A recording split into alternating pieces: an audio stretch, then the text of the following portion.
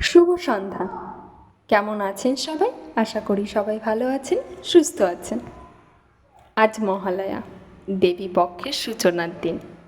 আজ থেকে বাঙালির মধ্যে পুজো পুজো ভাব চলে আসে। আমার মনে আছে, যখন আমি খুব ছোট ছিলাম তখন আমার বাড়িতে টিভি ছিল না।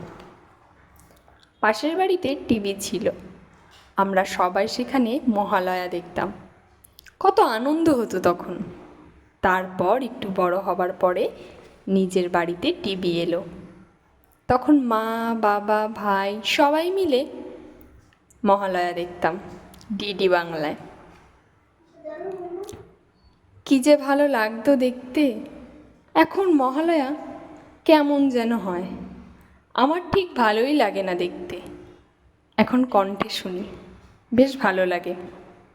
তোমরা কি করো জানিও। মহালয়া কে কীরকম ভালোবাসো সেটাও জানিও। আপনাদের সাথে গল্প করতে করতে আমার সন্ধে দেওয়া হয়ে গেল।